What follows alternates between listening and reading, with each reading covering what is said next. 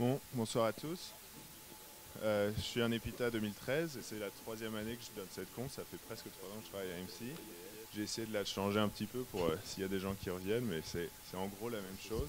L'idée, c'est pas d'être très technique, c'est plus de revenir sur mon expérience et d'essayer de donner des idées ou d'inspirer des gens à suivre un parcours un peu similaire. Euh, alors mon plan pour ce soir, je vais essayer d'abord de présenter un peu le monde de la finance et comment la technologie et le monde de la finance maintenant vont l'un vers l'autre. Et ensuite, je parlerai un peu de mon parcours entre Epita et AMC et en quoi je trouve que l'Epita prépare bien pour une boîte comme AMC. Alors, pour un historique, au début de l'humanité, les hommes préhistoriques, ils pouvaient pas échanger. Du coup, chaque homme devait s'occuper de ce dont il a besoin. Il devait chasser, il devait cueillir, et il devait, s'il voulait manger, il devait se trouver à manger lui-même. S'il voulait des habits, il devait tuer un mammouth lui-même et se faire des habits. Et ensuite, ils ont commencé à faire des échanges. Donc c'est le type d'échange le plus primaire.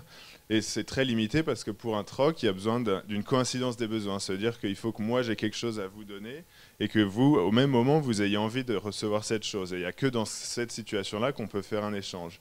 Du coup, c'est assez limité, mais c'est quand même la première forme d'échange de valeurs où les deux parties se mettent d'accord pour se dire bah, ce que tu as, ça vaut ce que j'ai. Du coup, on échange et on se met d'accord.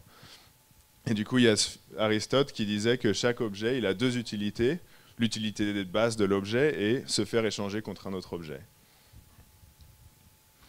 Et du coup, ensuite, on invente la monnaie ou l'argent. Et ça devient vraiment plus pratique parce que du coup, on peut, sans avoir la coïncidence des besoins, on peut se mettre d'accord que ce que j'ai, ça vaut une certaine somme d'argent et échanger ça, et ensuite, euh, l'autre reçoit l'argent.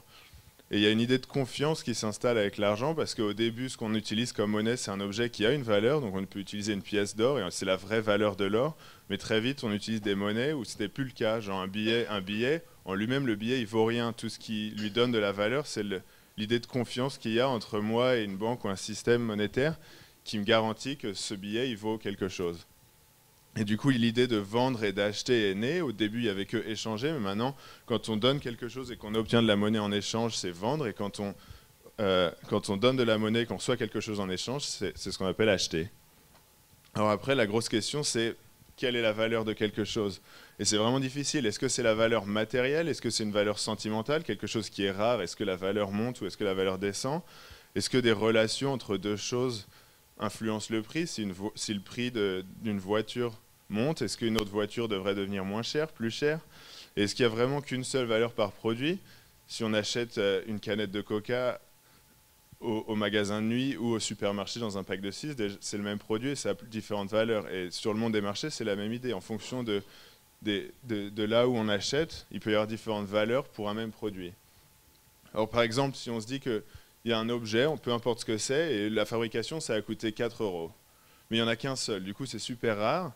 Et en ce moment, si on fait un sondage, les gens qui en ont, ils veulent le vendre pour au moins 15 euros, et les gens qui en ont pas, ils veulent l'acheter, mais pour 5 euros max.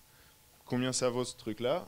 C'est vraiment dur à déterminer. C'est en étudiant les marchés, en étudiant les dynamiques, que dans le monde de la finance, on arrive à se mettre d'accord sur des valeurs.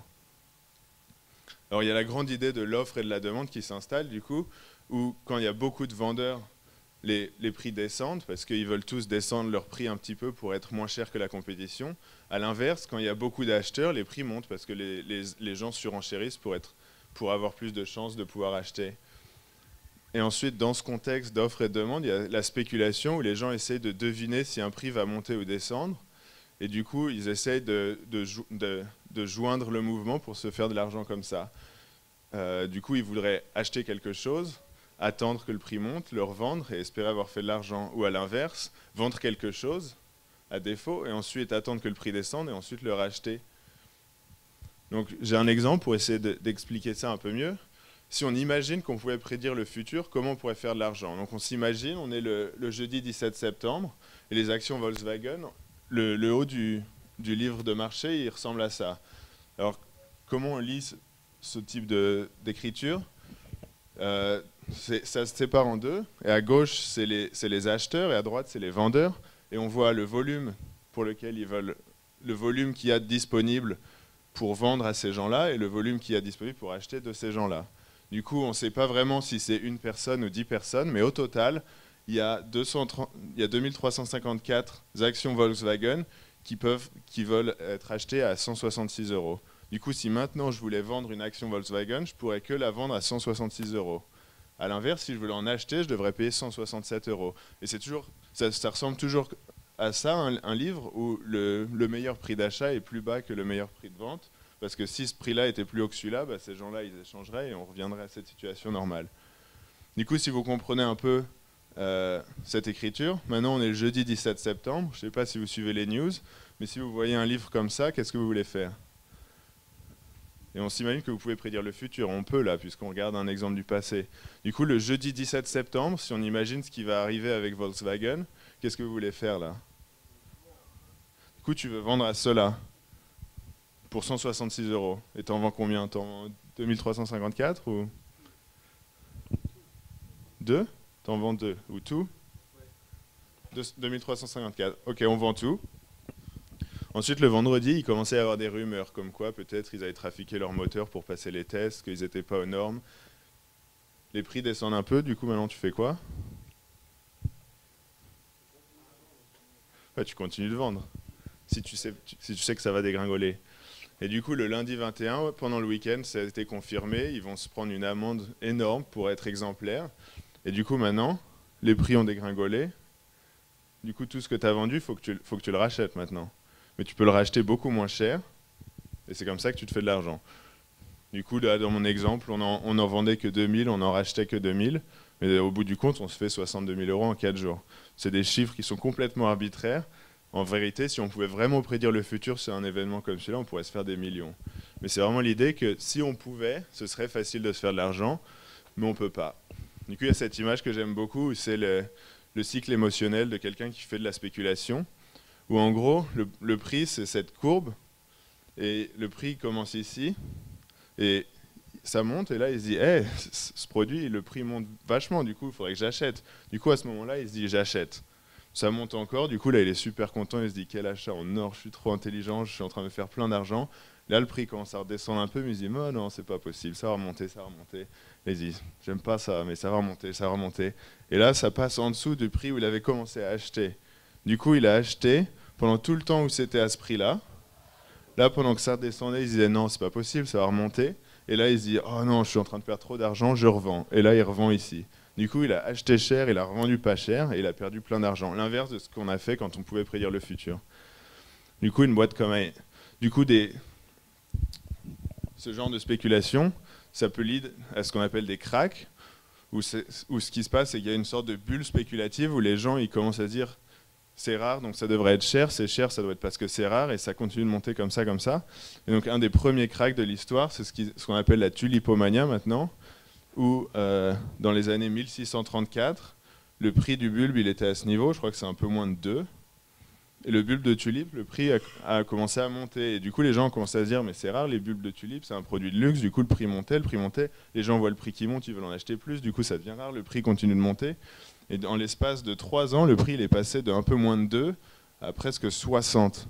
Et apparemment, à l'époque, ça voulait dire qu'avec quelques bulbes de tulipes, on pouvait s'acheter un cheval. C'était un truc de malade. Et sauf qu'il y a un moment où les gens ils réalisent que le prix il a complètement escaladé et que c'est ridicule. Et du coup, tous les gens réalisent ça, qu'ils ont un produit qui ne vaut pas ce qu'ils pensent que ça vaut. Et du coup, tout le monde veut s'en débarrasser. Et quand tout le monde veut vendre au même moment, bah, les prix dégringolent complètement. Et au final, peu importe à quel moment dans cette courbe on a acheté, on se sentait tout content que le prix montait. À ce moment-là, tu te dis que tu t'es fait plein d'argent. Mais si tu revends quand c'est à ce niveau-là, au final, tu as quand même perdu de l'argent. Alors rapidement, quel type de produits on peut échanger sur les marchés financiers? Mais d'abord tous les produits physiques, donc les matières premières, les produits agricoles, genre le blé, le café, des métaux comme l'or, l'argent ou d'autres métaux moins luxurieux. Et après, il y a tout ce qui est produits financiers. Donc les actions dans une entreprise qu'on peut échanger, les obligations, les devises, les indices. Les indices qui sont un panier qui essaie de représenter l'économie. Par exemple, le CAC 40 en France, qui est 40 des plus importantes sociétés françaises. Et c'est un panier qui regroupe des actions de toutes ces compagnies pour essayer d'avoir un produit qu'on peut échanger qui représente la croissance de l'économie française, en gros. Il y a beaucoup d'index comme ça. Et ensuite, les produits dérivés, donc les options qui sont un accord qui donne le droit d'acheter ou de vendre à un certain prix à une certaine date. Donc par exemple, tous ces produits, ils sont dérivés d'un des autres produits. Du coup, si j'ai une option pour Volkswagen, je pourrais avoir une call option, c'est-à-dire que c'est une option qui me donne un droit d'acheter, et elle a une certaine date, et à cette certaine date, je choisis si j'utilise l'option ou pas, et l'option, elle me sert à me garantir un prix. Et du coup, il y a plein d'options. Donc pour Volkswagen, il va y avoir plein d'options pour acheter et plein d'options pour vendre. Et dans chaque catégorie, il y aura plein de dates à laquelle elles expirent. Et pour chaque date, il y aura plein de prix auxquels je peux être garanti d'acheter. Et du coup, si j'ai une option qui me donne le droit d'acheter à un prix qui est plus élevé que le prix auquel il est au jour où l'option expire, l'option, elle vaut rien. Et si par contre, le prix est beaucoup plus haut que ce que l'option me donne le droit, là, l'option, elle vaut la différence, en gros. Et quand ce n'est pas la date d'expiration, mais avant, ce que vaut l'option, c'est beaucoup plus compliqué. Ce n'est pas seulement la différence entre le prix du produit sous-jacent et le prix de l'option, mais c'est aussi le facteur temps et le côté risque. Et donc, calculer le prix d'une option, c'est beaucoup plus compliqué que ce dont je parlais avant. On essaie de calculer des prix, mais en étudiant les relations entre tous les produits, on peut essayer de trouver des prix pour nos options. Et les futurs, c'est un peu la même idée.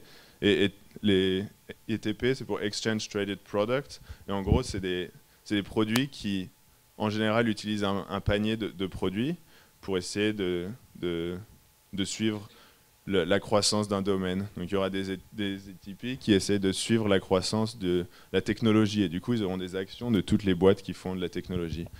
Et tout ce genre d'idées. Et c'est énorme en volume. Alors, j'ai essayé de compter un peu combien je trouvais d'échanges dans le monde. J'ai trouvé une page qui les listait par pays. Et en gros, j'en ai trouvé autour de 85 en Amérique, autour de 100 en Europe, Middle East et Afrique, et autour de 65 en Asie-Pacifique. Et le volume qui est échangé sur ces échanges, maintenant que tout est automatisé, tout est connecté, c'est aussi énorme. Du coup, là, j'ai pris juste l'exemple de Eurex, qui est un des échanges européens qui est les plus avancés en termes de technologie. Et on peut télécharger un fichier Excel sur leur site qui donne des statistiques de marché. Et du coup, ce que j'ai trouvé, c'est que la valeur de tout ce qui s'est échangé d'un côté à l'autre cette année, donc du 1er janvier jusqu'à aujourd'hui, c'est ce chiffre-là. Je crois que c'est des trillions. Donc ça serait 96 trillions d'euros. Et c'est vraiment énorme. Et du coup, essayer de participer dans ce monde fou, c'est vraiment excitant. Alors la technologie, comme je disais au début, ça commence par le troc. Alors là, la technologie, elle n'aide pas, c'est complètement inefficace. Et ensuite, l'idée des échanges à la criée, c'est de regrouper tous les gens qui sont potentiellement intéressés par acheter ou vendre dans une même catégorie de produits. Mais à l'époque, qui est l'époque à laquelle AMC a commencé à être une boîte, le trading, il se faisait comme ça. Du coup, les gens, ils se criaient dessus, ils avaient des gestes pour dire vendre ou acheter. Et en gros, ils étaient tous au même endroit. Et dès qu'il y avait quelqu'un qui avait un prix pour quelque chose, ils le criaient. Et ceux qui voulaient acheter, ils achetaient. Ceux qui voulaient vendre, ils vendaient. Et du coup, ouais, l'idée de regrouper tout le monde à la même place, ça rend les choses un peu plus efficaces. Mais c'est toujours pas très avancé et pas très juste. Parce que en fonction de qui est ton ami dans cet endroit, bah, tu peux avoir des meilleurs ou des moins bons prix. Alors ça, c'est une image un peu plus récente, mais de toujours la même idée, où les gens ils se crient dessus. Première technologie qu'ils utilisent, c'est le téléphone. Alors du coup, c'est-à-dire que les gens ont plus besoin d'être là en personne. Et il y avait de moins en moins de gens dans les échanges, et il y avait des gens qui étaient juste au téléphone. Du coup, ils pouvaient être dans un bureau avec un ordinateur, calculer tous leurs prix, et ensuite appeler ce mec-là et lui dire quels sont les prix, et rajouter des choses un peu plus efficaces. Et ensuite, il y a vraiment la dernière grande avancée qui est le fait qu'il y ait des échanges maintenant qui soient complètement électroniques, où on peut louer des racks dans leur data center et ensuite on met nos serveurs là-bas, on se connecte et après c'est un ordinateur qui envoie et qui reçoit toutes les données de marché. Et du coup, c'est plus efficace et c'est plus juste parce que tout le monde a la même connexion. Alors, si on essaie de trouver un exemple de comprendre comment on peut utiliser les relations entre les produits, maintenant, on ne peut plus prévoir le futur, mais on imagine qu'on peut assembler et désassembler les choses. Du coup, là, j'ai fait l'exemple de la pizza et du sandwich. Maintenant, je fais la tartine de fromage cette année. Il y a le pain, il y a le fromage. Ils ressemblent à ça, leur livre. Ensuite, il y a la tartine qui trade aussi. On peut échanger les tartines directement.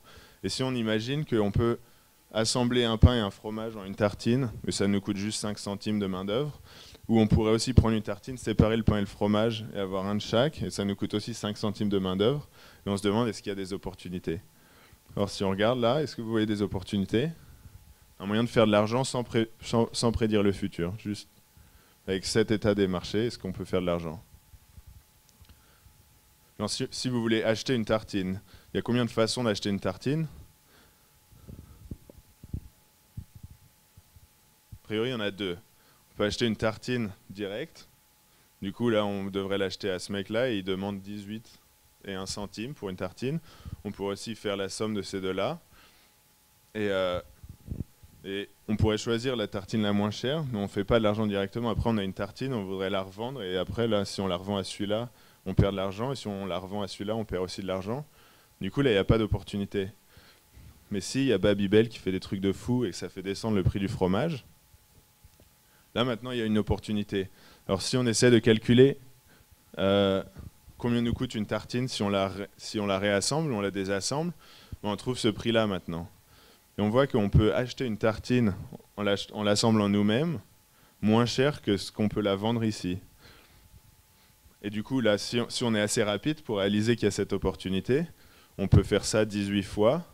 Et du coup, on se fait 20 centimes fois 18, ça fait 3,06 €. Encore, c'est juste des nombres arbitraires. Mais l'idée, c'est que si on pouvait passer notre journée à regarder les marchés et voir tous ces genres d'assemblage, et bien sûr, sur les marchés, en général, c'est pas aussi simple que du pain et du fromage fait une tartine. C'est 12 options qui sont sur la même action, comment elles interagissent les unes avec les autres. Mais on peut essayer de voir ces petites opportunités où, sans vraiment prédire le futur, on peut capturer des moments, on peut se faire de l'argent immédiatement. Mais ces moments, on ne se fait jamais beaucoup d'argent. Genre, vous avez vu, même avec mes chiffres aléatoires, avec Volkswagen, on se fait plusieurs milliers d'euros, et là, on se fait même pas assez pour un kebab. Mais si on fait ça avec des ordinateurs et qu'ils le font 500 000 fois par jour, 500 000 fois fois 3,6, ça commence à faire de l'argent. Et du coup, c'est un peu l'idée. Alors, des vraies relations, il en existe beaucoup. Un dérivé avec son sous-jacent, donc une option, elle a une relation directe avec le produit qui est en dessous d'elle. Du coup, à chaque fois que le prix d'une action change, le prix de toutes les options sur cette action, il peut changer. Et ça ne se fait pas immédiatement en une seconde. Du coup, il y a un moment où il y a des opportunités comme ça qui se créent. Et la seule raison qui fait que ces prix changent, c'est qu'il y a des gens qui se jettent sur ces opportunités. Ensuite, il y a les relations avec un panier avec ses constituants. Du coup, je vous parlais du CAC 40. Si Nestlé, ils font partie du CAC 40, à chaque fois que le prix de Nestlé change, le prix du CAC 40, peut-être qu'il change un petit peu. Là, à l'inverse, quand le prix d'autres compagnies du CAC 40 change, peut-être que le prix de Nestlé il change. Ensuite, il y a tous les dérivés d'un même sous-jacent. Du coup, s'il y a une option sur Volkswagen qui bouge, peut-être que les autres options qui sont aussi sur Volkswagen, elles devraient aussi bouger. Et ensuite, exactement la même chose, elle peut se faire échanger à différents endroits du monde dans différentes devises. Des fois, il y a Volkswagen qui peut se faire échanger en pounds à Londres, en euros à Francfort et en francs suisses à Genève. Et du coup, en fonction des taux de conversion et tout ça, il y a encore d'autres opportunités qui peuvent se créer. Donc en gros, à chaque fois qu'il y a une relation entre des produits, il y a des opportunités qui peuvent se créer sans que ce soit de l'investissement ou de la spéculation. On essaye d'imaginer le futur. Et du coup, on veut profiter de tous ces liens, essayer de faire de l'argent. Du coup, le rôle de ce qu'on appelle les teneurs de marché, c'est ce que AMC est, c'est qu'on veut pas faire de spéculation. Du coup, notre question, c'est pas est-ce que le prix de tel ou tel produit va monter ou est-ce que le prix va descendre, c'est quel devrait être le prix maintenant, combien ça vaut maintenant. Et si le prix auquel ça trade, il est différent que ce que ça vaut vraiment, c'est une opportunité pour nous. Du coup, si avec toutes ces relations, avec toutes nos connexions, on arrive à se dire que la tartine, elle vaut 9, on est aussi heureux de la vendre pour 10 ou de l'acheter pour 8. Dans les deux cas, pour nous, c'est une opportunité parce que ça veut dire qu'on se fait de l'argent. Du coup, notre rôle, c'est de donner ce qu'on appelle un marché. C'est un prix de vente et un prix d'achat. Du coup, quand on essaie de se demander combien vaut Volkswagen, ce qu'on se dit, c'est à combien je voudrais le vendre, à combien je voudrais l'acheter. Comme je disais, si on pense que ça vaut 9, on pourrait l'acheter pour 10 ou pour 8, mais peut-être qu'il y a un autre teneur de marché qui est vraiment sûr que ça vaut 9, et du coup il va se dire bah, moi je peux le vendre pour 8,5 ou 9,5. Et du coup les gens ils vont préférer échanger avec lui parce que ses prix sont meilleurs. Du coup nous on va se dire bah non, nous on peut le faire à 8,9 et 9,1. Et comme ça c'est une compétition pour les prix les plus compétitifs, où à chaque fois qu'on se rapproche du milieu, on perd sur notre marge, là où on se fait de l'argent. Mais si on n'a pas le meilleur prix, bah, les gens ils traitent pas avec nous et du coup on se fait zéro. Du coup, pour avoir cette confidence et pouvoir se dire bah, je peux avoir des prix qui sont aussi serrés, il faut que derrière j'ai une technologie qui assure et qui me permet de me dire bah, c'est neuf, je suis sûr que c'est neuf. Du coup, même si je me fais que 1 centime, ça vaut le coup. Et du coup, si pendant toute la journée, on est juste autour du prix de ce que ça vaut et qu'on a confiance en ce prix-là, ben, dans une journée, il n'y a jamais un produit qui se fait que se vendre dans la journée. Il y a toujours des vendeurs et des acheteurs. Du coup, si on arrive à être des deux côtés pendant toute la journée, on se fait la différence entre les deux prix pendant toute la journée sur chaque trade, si on arrive à être de l'autre côté de chaque trade. Du coup, notre but, c'est d'avoir les meilleurs prix le plus vite possible. Du coup, nous, ce qu'on a l'impression notre rôle est pour les marchés, c'est on rend un service. En gros, et le prix de ce service, c'est cette petite marge qu'on prend à chaque fois qu'on rend ce service.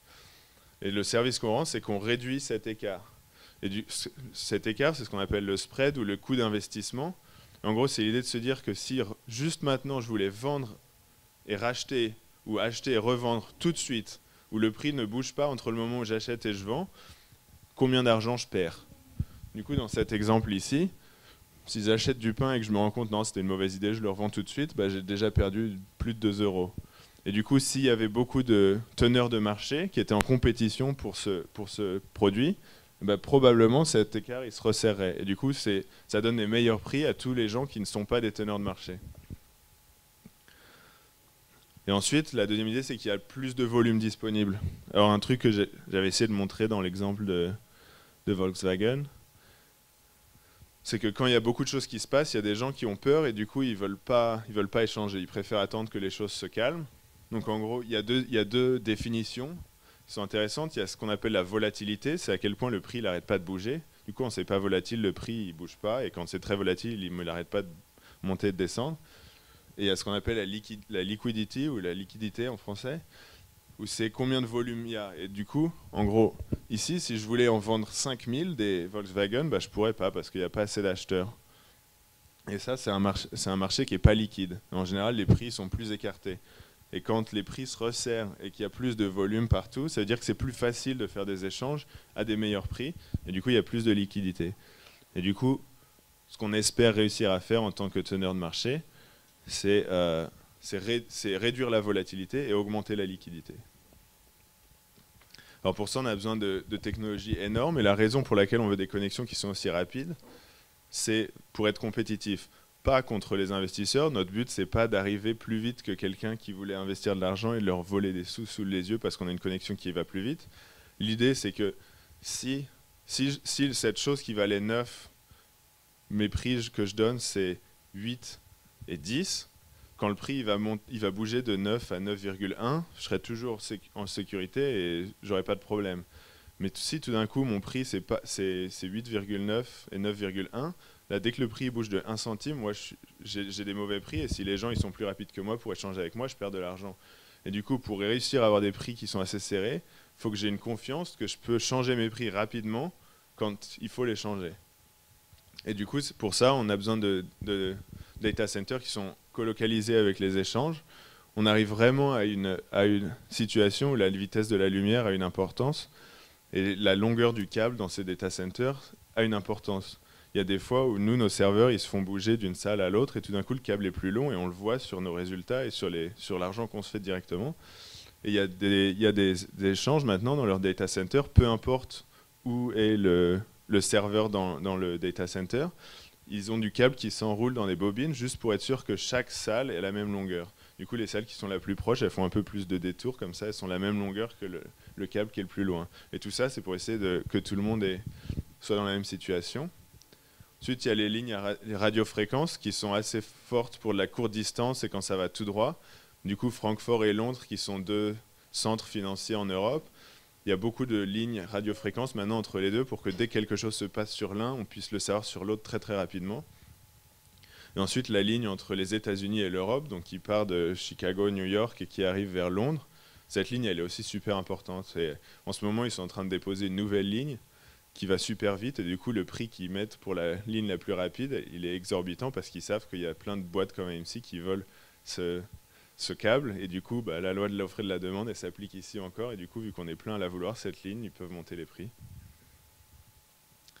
Alors j'ai une première vidéo qui devrait résumer un peu tout ce que j'ai dit.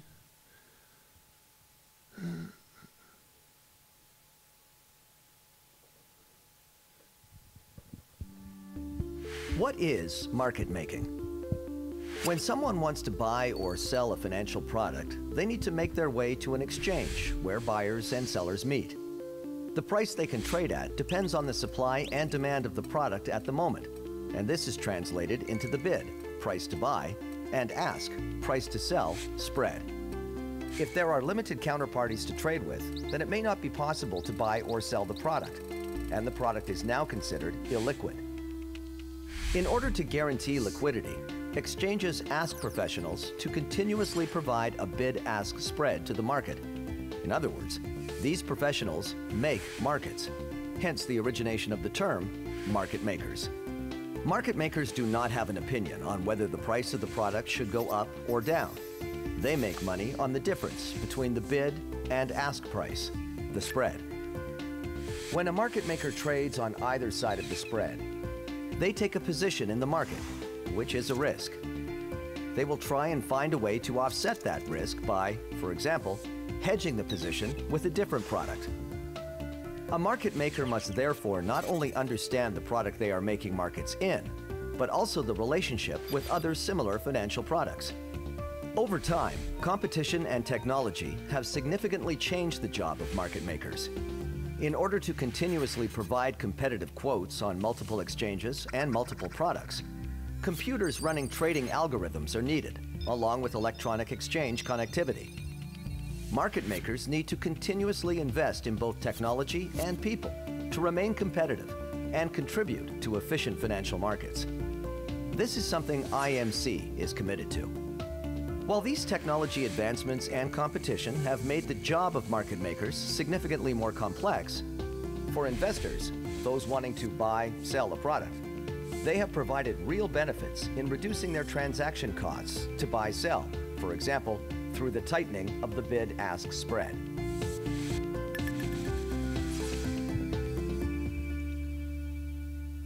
Il est vachement plus fort que moi. Ouais, une dernière chose qui est importante de réaliser, c'est que les market makers, on ne veut vraiment pas garder de position. La position, c'est quand tu achètes quelque chose, on dit que la position est longue, ça veut dire que tu préfères que le prix monte, et quand tu vends quelque chose, ta position est short ou courte, ça veut dire que tu préfères que les prix descendent pour pouvoir racheter moins cher. Et la caractéristique d'un investisseur, c'est qu'il choisit pendant combien de temps il veut garder sa position. Du coup, s'il pense qu'un prix va monter, il va l'acheter, avoir une longue position, et le plus longtemps il attend, le plus il y a de risque que ça dégringole, mais le plus il a aussi de potentiel de faire de l'argent. Et à l'inverse, pareil. Alors que AMC, notre but, c'est de ne pas avoir de position. Nous, à la fin de la journée, on veut être position plate, zéro. Du coup, on veut vendre et acheter autant. On veut vendre et acheter autant de la même chose. Et c'est ça qui fait qu'on a moins de risques, parce que le seul risque qu'on a, c'est que au sein d'une même journée, on achète beaucoup d'une chose et que le prix dégringole exactement cette journée. En général, ça n'arrive pas, où on a des limites de quel est notre risque acceptable. Et notre but, c'est vraiment de sortir de ces positions. Du coup, nous, à chaque fois, le soir, quand on rentre chez nous, on est serein parce qu'on n'a pas de grosses positions qui pourraient changer pendant la nuit. Et le lendemain, on découvre qu'on a perdu tout l'argent qu'on avait. Alors ensuite, une partie sur mes études à EPITA et comment ça m'a préparé pour AMC. Alors en sup, il y avait le projet de jeu vidéo que j'ai vraiment aimé. Je crois qu'on était un des derniers à faire un projet en 2D. Et c'était super marrant. On a fini majeur de promo devant Krams et Nespretron. Et vraiment, ce que j'ai appris, c'est que je pouvais vraiment m'amuser en codant. C'était super fun et j'avais besoin de trouver un endroit pareil où je puisse m'amuser quand je travaille. J'ai aussi appris l'idée de compétition et que je suis encore fier 8 ans après d'avoir fini premier de promo devant Krams et Nespretron.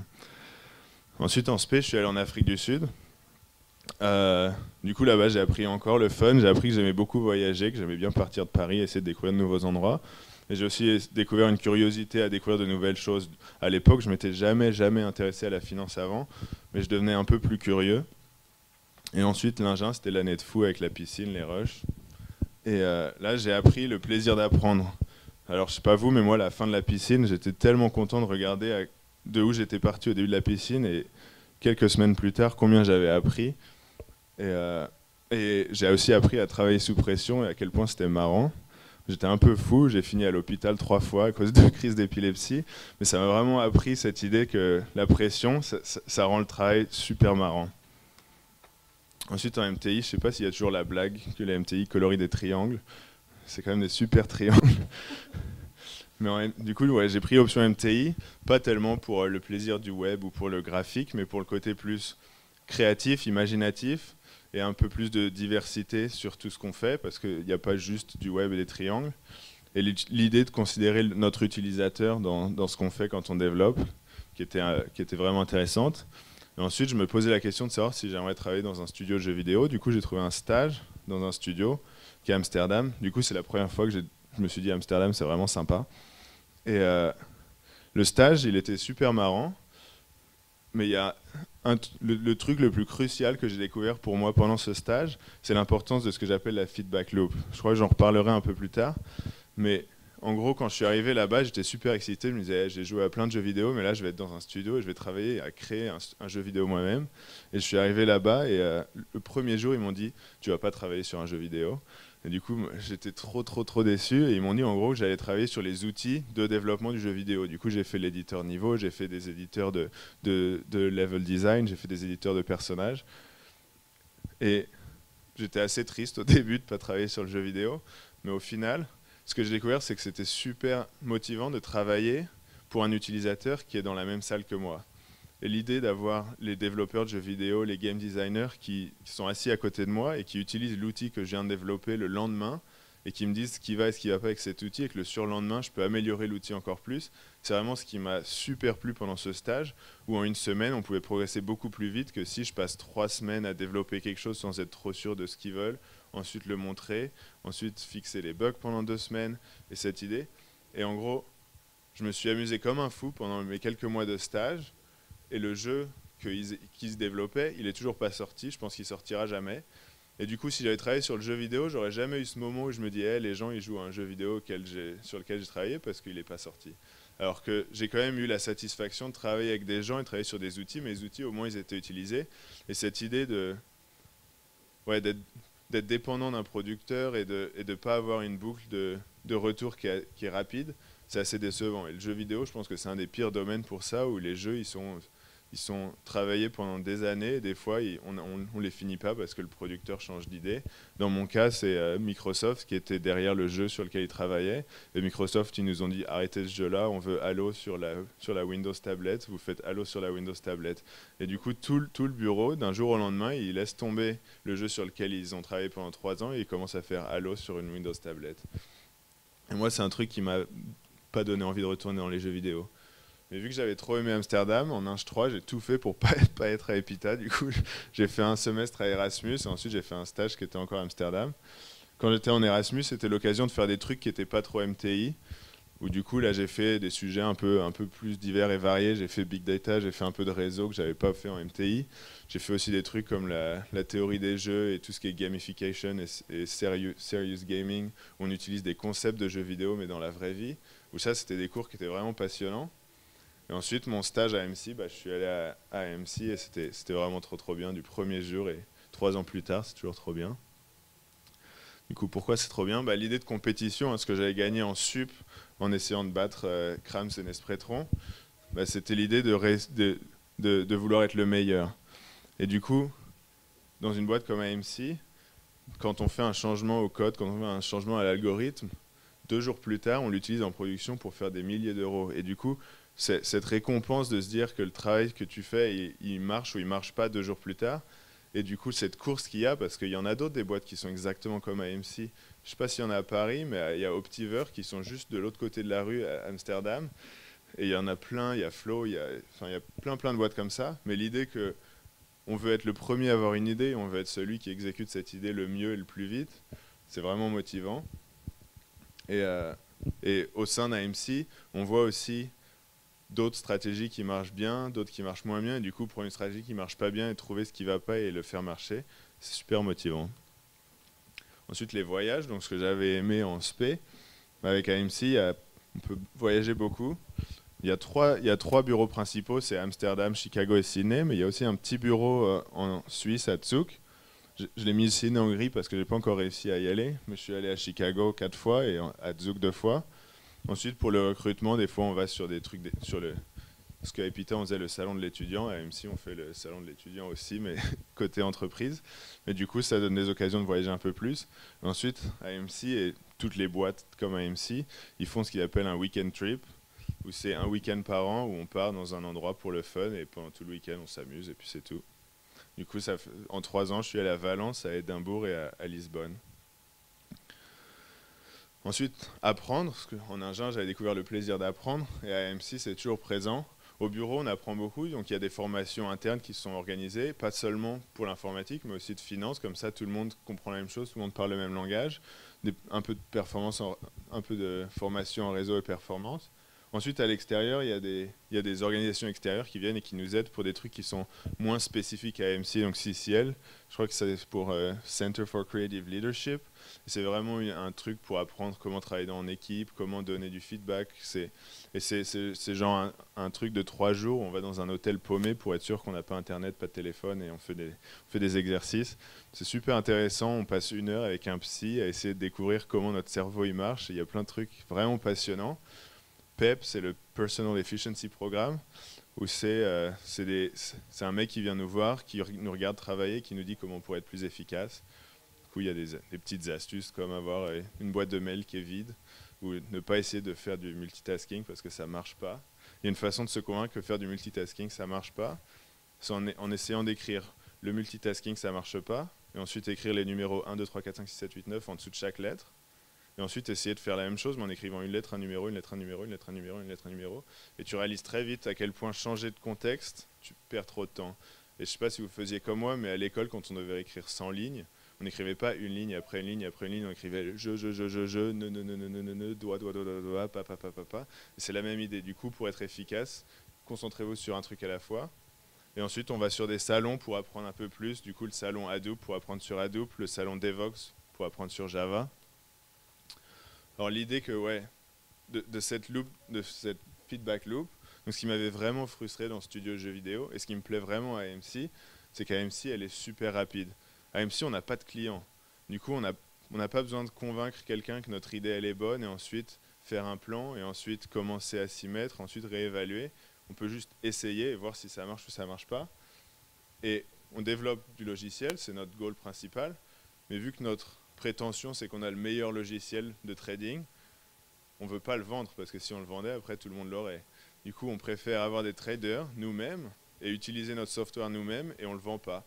Et du coup, nos utilisateurs, ils sont tous au bureau. Et du coup, on a ce qu'il n'y avait pas dans ce studio de jeux vidéo, je le retrouve à AMC. Et du coup, on peut tous apprendre et progresser super vite. Et du coup, quand j'arrive au bureau lundi matin, il y a un trader qui a une idée parce qu'il vient de voir un mec qui faisait de l'argent avec une stratégie qui est toute bidon et on peut faire la même chose mieux. Je peux l'implémenter le lundi après-midi, on l'essaye mardi matin et si ça fait de l'argent, on l'améliore et après à la fin de la semaine, on a une stratégie qui marche.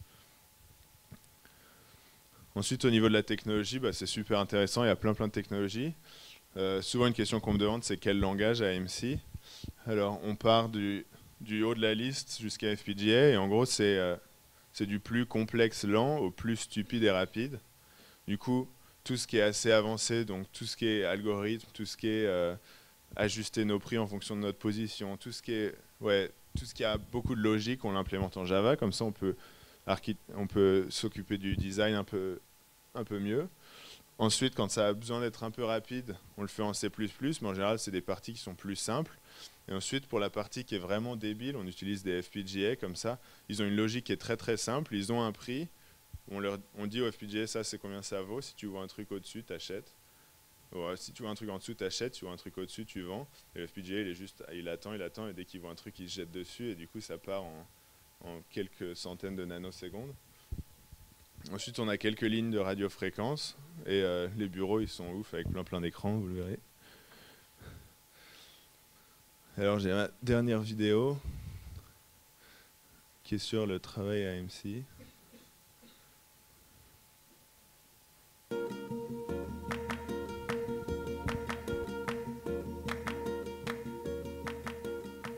AMC trades financial instruments that are traded on exchanges worldwide. So basically we trade 24/7 from Amsterdam, Chicago and Sydney and can trade any liquid product on any exchange on the world. With the trading industry in general, you might become the best for a month and then there's so many smart people working in other companies that then potentially something changes and they become the best and then you have to catch them again. We like to do whatever it is we're doing better than the next person. You know, there's a lot of competitors in our business and it really drives us to do what needs to be done to make sure that we can be better. To succeed at IMC, you have to be someone who's very passionate about whatever it is that you're doing. You have to be very driven and you have to be very collaborative and willing to work with others. But if you find something and you can show with numbers and facts that it is important for IMC and could make a lot more money, they're really open to you following what you're passionate about. And that's actually where people succeed in IMC, is when they're able to find something that they're passionate about and they follow it through. We don't really have fixed teams here. If there's something to be solved and there's someone that you think you could work with to get something done, everyone encourages you to do that, to reach out to anyone, to fix a problem yourself and figure out what the best solution is. Well, since we're a global company and we have offices in Amsterdam, Sydney and Chicago, IMC of course offers opportunities to move and transfer throughout offices worldwide, and I think that's a very exciting opportunity. IMC actually believes a lot in giving people experiences, and that comes from people's desire to travel and go overseas. It's also seen as a bit of a reward, so people who tend to do well and exceed, they get the opportunity to go overseas and travel to different offices. Every single time that happens, people always return much better than they were when they left. Getting different experiences, trading in different markets is really a good way to just improve your ability to adapt to different environments. You never know what you're going to get from one day to the next. It's always something new, always something challenging, always something different, and it's a really exciting place to work. I'm motivated when I see another guy on another desk do something really awesome and have a really good result. That motivates me to go, hey, I want to be doing better and I want to be getting that great result. But I'm driven by the fact that there's always new and changing ways to achieve results, achieve success, to make money at IMC. The markets are changing and we have to change with it. And that's something that really excites me.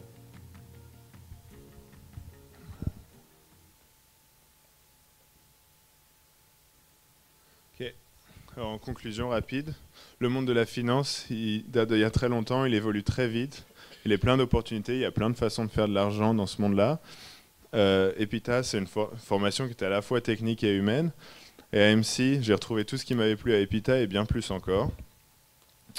Donc c'est tout ce que j'avais pour vous ce soir. Si vous avez des questions, maintenant ou juste après.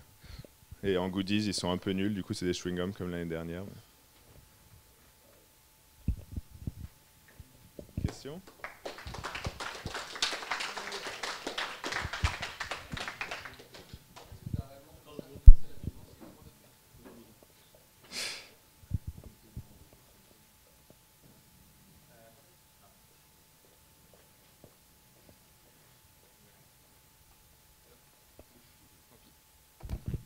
Quand est-ce que tu as vraiment commencé à t'intéresser à la finance et comment est-ce que tu as fait pour vraiment apprendre de ça?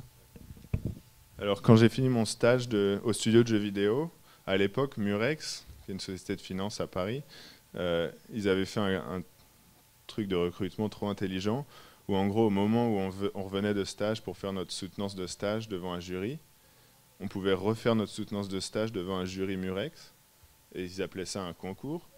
Et le prix, c'était le premier prix, c'était un iPad et un stage dans leur bureau à New York. Le deuxième prix, c'était un casque audio Bose et un stage dans leur bureau à Paris. Et le troisième prix, c'était juste un stage dans leur bureau à Paris. Du coup, tout le monde s'était dit, bah, de toute façon, j'ai des slides, j'ai une présentation de prête, j'y vais. Du coup, ils ont vu une tonne de personnes de la promo. Et et c'est une idée de génie pour eux parce qu'ils ont le recrutement de Murex qui voit des candidats qui sont parfaits et qui leur présentent un stage pour recruter des stagiaires. Et du coup, j'ai fait ce concours et j'ai fini 2e. Du coup, j'ai eu le casque et j'ai eu l'offre de stage. Du coup, j'ai commencé à me demander, peut-être que je le veux, ce stage. Et c'était à Paris, mais moi, je voulais aller à Amsterdam. Du coup, j'ai cherché, est-ce qu'il n'y a pas des boîtes comme Murex à Amsterdam? Enfin bref, c'est à ce moment-là que dans ma tête, je me suis dit, attends, utiliser la technologie pour de la finance, ça marche.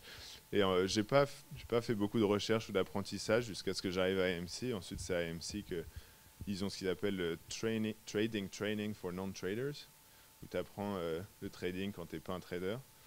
Et c'est là que j'ai appris un peu de théorie des options, un peu de dynamique des marchés. Après, c'est en 3 ans à AMC que j'ai découvert un peu tout. Ouais.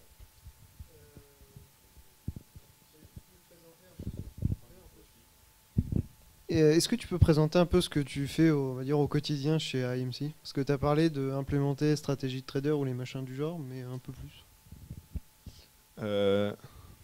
Alors quand j'ai rejoint AMC, j'ai rejoint en ce qu'ils appelaient DevOps. Il n'y a plus vraiment de DevOps à AMC, mais à l'époque il y avait. Et du coup j'ai travaillé sur un service de provisionnement de machines virtuelles. Du coup c'était avant qu'il y ait OpenStack et AMC était en train d'essayer de construire leur propre OpenStack en gros. Et j'ai rejoint cette équipe et après 7 semaines à AMC, je suis devenu le project lead pour ce truc-là. Du coup c'était énorme. J'avais genre 23 ans, je venais de sortir d'école, j'étais encore en stage officiellement et j'étais project lead et genre je passais 2 heures par semaine au téléphone avec des devs qui étaient assignés à Chicago pour qu'on travaille tous ensemble sur ce truc-là. Et après 6 mois, on a migré vers OpenStack quand OpenStack a commencé à être plus stable et ensuite ça s'est arrêté. Ensuite, j'ai fait un peu d'analyse de performance où à l'époque, on travaillait surtout sur Eurex, cet échange qui est le principal où je vous ai donné la stat au début. Et du coup, toutes les trades qu'on faisait là-dessus, ça tenait dans une base de données MySQL. Et du coup, j'ai travaillé sur, en gros, faire des requêtes MySQL pour essayer de joindre nos triggers à nos réactions et avoir des timestamps qui sont à la nanoseconde précis et avoir toutes nos clocks qui sont synchronisées pour avoir une mesure de notre performance. Et ensuite, essayer de voir quand on essaye d'aller pour une opportunité et qu'on rate, de combien on rate, de combien notre adversaire il était meilleur. Et comme ça, on a découvert beaucoup sur la structure interne de l'échange, comment sont leurs switches de l'autre côté de notre connexion. Et c'est comme ça qu'on est devenu leader sur l'échange Eurex. Ensuite, en voyant le succès de ce projet-là, AMC a décidé d'essayer de faire un framework pour mesurer les performances, mais surtout les échanges avec tout notre software. Du coup, c'est là qu'on s'est intéressé à Hadoop, et du coup, au lieu de MySQL, on utilisait des trucs comme Impala, et du coup, on essayait de décoder tous nos captures réseau, mettre tout ça dans Hadoop, et après essayer de rejoindre tout ensemble pour essayer d'avoir des mesures de notre performance qui sont complètes. Et quand ça s'est fini, j'ai rejoint un projet où oui, on a beaucoup de paramètres. Il y a beaucoup de logiciels. Maintenant, ils ont plein de paramètres. Et du coup, il y en a beaucoup. Comme je disais, AMC, ça a commencé comme une boîte de trading normale, où pas de technologie du tout. Ils étaient physiquement à l'échange. Et après, ils ont commencé à utiliser Excel et un peu de macro VB pour avoir des prix plus rapidement. Et petit à petit, c'est devenu technologique. Et on est encore dans une phase de transition où les décisions, elles sont encore beaucoup prises par des traders. Du coup, quand on leur demande de régler leur sensitivité à quelque chose ou tel réglage, c'est un peu du... Et après, ils essayent le paramètre, et si ça marche pas top, ils essaient quelque chose d'autre. Et le projet que j'ai rejoint, c'était pour utiliser Hadoop encore et Spark, essayer de calculer nos paramètres pour le jour suivant en fonction de ce qui a marché pour les derniers 30 jours et voir comment on prend en compte tous ces jours-là, comment on exclut tout ce qui est hors de la norme, comment on prend en compte le fait qu'aujourd'hui pourrait ne pas être normal.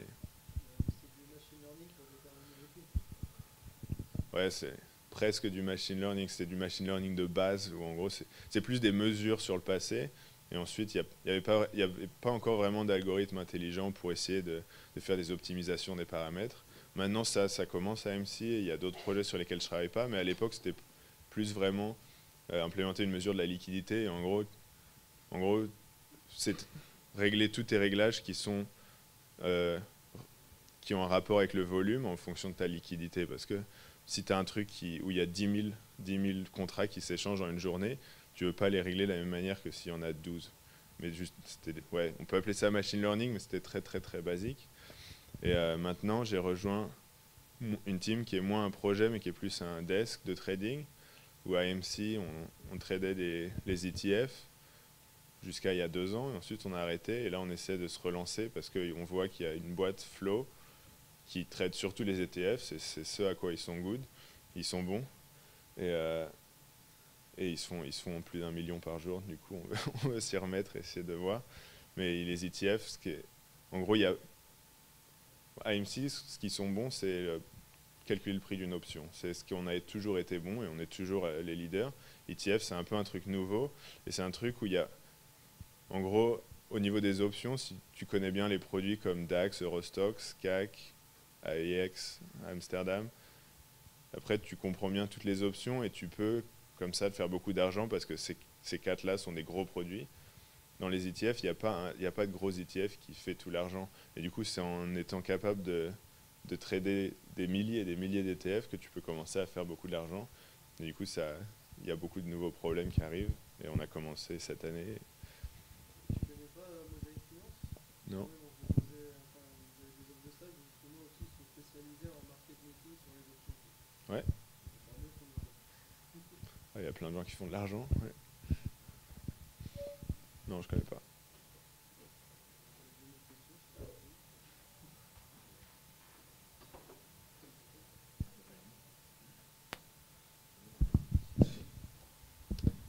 Alors moi j'ai 2 questions. Est-ce que vous travaillez la nuit et qu'est-ce que vous utilisez comme environnement de travail? Quel logiciel et compagnie?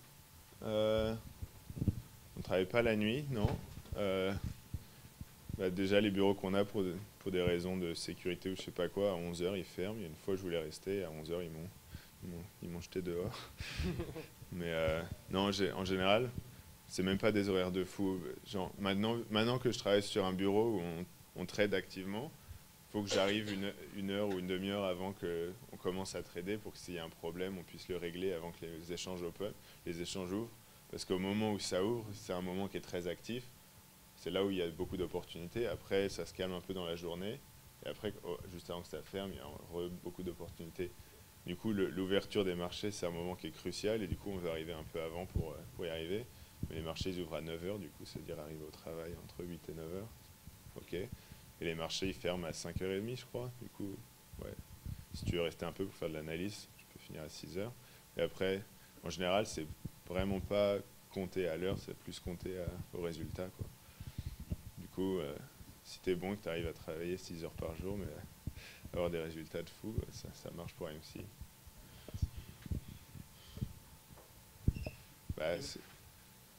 Genre, si tu travailles dur et que ça marche pas ce que tu fais, on s'en fout que tu t'es passé 10 heures dessus. Super. Et vous êtes sur Linux ou Windows ou Mac? Notre logiciel tourne sous Linux, mais en général maintenant, au bureau, on a des Mac. Pour les traders, et quand on veut avoir 6 écrans, le plus simple, c'est quand même un Mac Pro, parce qu'il y a 6 ports écran dessus, et ça marche super bien. Et après, on a tous des Mac maintenant, vu que les traders avaient des Mac, maintenant les développeurs ont des Mac aussi, comme ça on est tous sur la même plateforme, comme ça si on teste les GUI, ça ressemblera à la même chose. Mais t'es libre, genre j'ai encore des collègues qui sont sous Fedora, il y en a un qui est sous Gentoo, et tu choisis ce dont tu es confortable. Pour le Java, on utilise IntelliJ. Pour le C++, maintenant ils utilisent C-Lion qui vient de sortir, qui est sorti il y a 1 an. Voilà. Génial. Tu avais une deuxième question? Non, mais la deuxième question, c'est si vous travaillez la nuit. Ah non, on ne travaille pas la nuit. Voilà. Ouais. Je voulais savoir pour un jeune ingénieur, les perspectives d'avenir, si c'est de rester plutôt longtemps dans la partie technique, ou si c'est un moment, c'est passer plus dans une partie management, plus à gérer des projets et moins à voir la conception vraiment au niveau des idées, quoi. Alors AMC, c'est une boîte qui est complètement plate. Genre au-dessus de moi, il y a mon manager. Au-dessus de lui, il y a le manager d'Amsterdam. Et au-dessus de lui, il y a le CEO de AMC. Du coup, il y a 3 niveaux. Du coup, on ne reste pas vraiment pour monter les échelons. Et les rôles de manager, c'est plus à un niveau humain. C'est plus s'assurer que les gens sont heureux au travail, c'est s'assurer qu'ils sont dans la bonne équipe, qu'ils travaillent sur le bon projet sur lequel ils peuvent vraiment apporter quelque chose et s'améliorer. C'est pas vraiment au niveau idée. Au niveau idée, tu es libre d'avoir une idée. Moi, quand je suis arrivé, il y avait ce projet de machine virtuelle qui était disponible et il y avait besoin d'un project lead. Et je me suis jeté et je l'ai eu.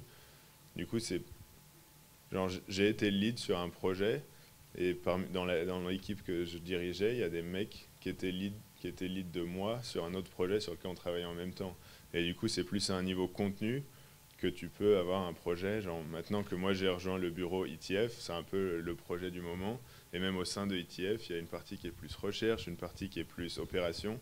Et du coup, moi, je suis le développeur de la partie recherche et je travaille avec un quant pour qu'on essaie de simuler et de trouver des modes manières de trader nos ETF. Et du coup, c'est à ce niveau-là que tu grandis. C'est que les projets dont tu es responsable peuvent être de plus grandes envergures, peuvent être plus internationales que juste un petit truc local à Amsterdam. Mais tu ne changeras pas de titre, tu resteras software engineer du premier jour au dernier jour à AMC, a priori. Et c'est vraiment pas une boîte pour espérer grimper les échelons, commencer à être un petit développeur et après devenir manager d'une team de 3, et après manager d'une team de 12, et après le global manager de Amsterdam, et après manager de AMC. Mais ça veut dire que c'est plus des... Enfin, il n'y a pas vraiment de grille de salaire, c'est aux performances, c'est ça là?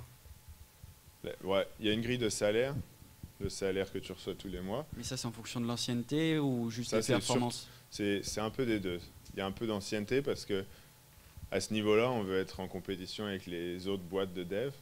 Du coup, on va avoir un salaire par mois qui est en compétition avec le salaire que quelqu'un avec cette expérience et ce niveau pourrait recevoir dans une boîte similaire.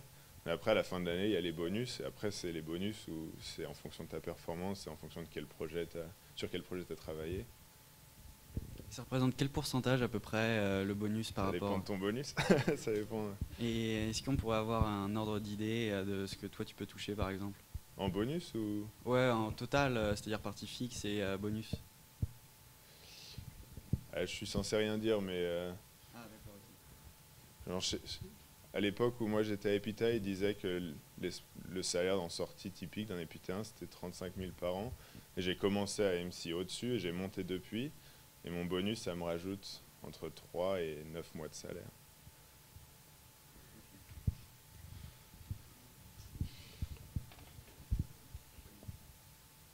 D'autres questions? Dernière question?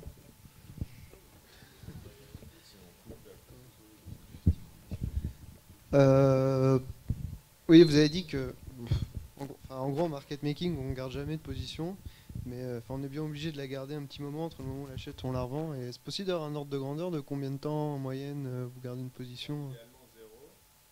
Mais dans la pratique, oui. En pratique, c'est quelques secondes, des fois quelques minutes. Dans le pire des cas, quelques heures. À la fin de la journée, on va être sorti de la position. Ou des